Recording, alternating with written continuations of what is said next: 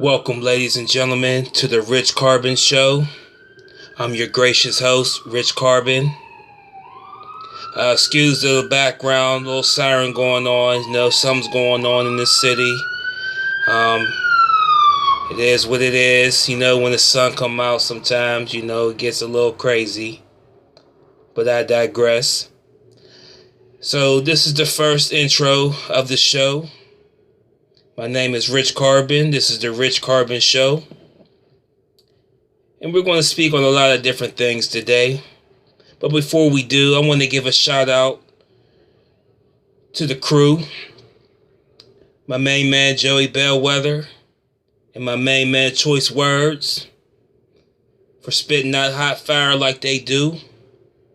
By the way, you can catch us on Open Minds Radio. Just log on to www.openminds.com. We're going to have this thing up and popping and have everything running smooth, you dig? It's a lot of stuff to talk about. A lot of different things going on around the world and the country. I kind of just come at it from a perspective of, not trying to see the melanoid people of color, put into a box or be a victim of a system. Some people call the system white supremacy. A lot of different names for the system. Racism. Some say it exists, some say it doesn't exist. That's your flavor. I kind of think it does.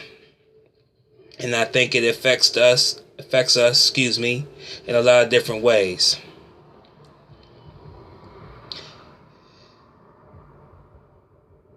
The crazy thing about it is,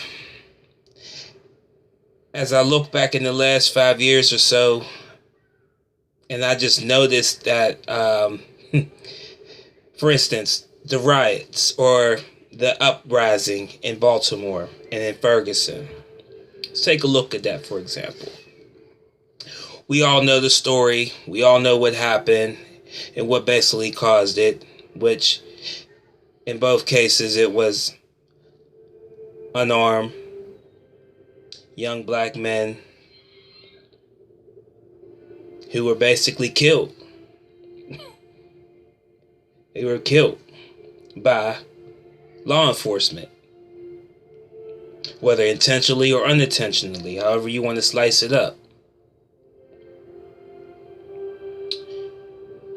A lot of unjust, a lot of not bringing the law enforcement to justice in a timely manner. Caused a lot of uprising in both Ferguson, Missouri, and Baltimore, Maryland. The media, specifically, were calling these things riots. I didn't see it that way. But what I did see and what I did notice is the amount of tactical and military forces that engaged in both of those cities. There were a lot of military style like rules of engagement, if you will, provoked in both of those cities. And it just, it makes me wonder, is it all that really necessary? And I say that because for the past month, there were some domestic terrorists in Oregon, predominantly white, who were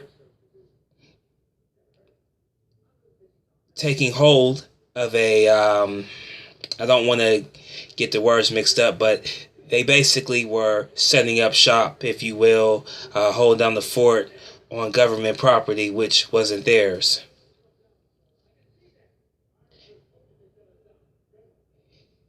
And for the amount of time that they were there, mind you, they had guns.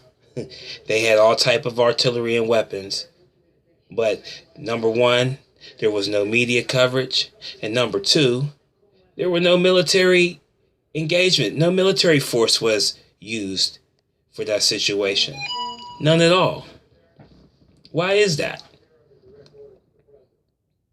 Why is that? I mean, it's a fair question. It's a question to ask. But I can go deeper into it. But for this video, this is a short little blog. Just check out my website, or just follow me on Instagram, RichCarbon12. Hit me up on Twitter at RichCarbon1, or follow me on Facebook, Rich Carbon.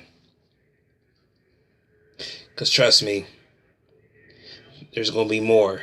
And I'm going to get very deep into a lot of the stuff I have to say. I'm going to keep it real. You dig? But other than that, ladies and gentlemen, I just wanted to do this one.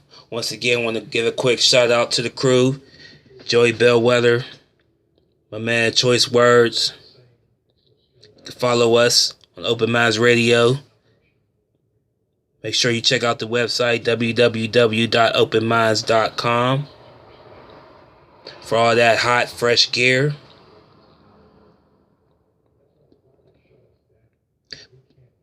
But I'm out. It's your boy Rich Carbon. Just had to spit a little something, and I'll holla at you. Peace.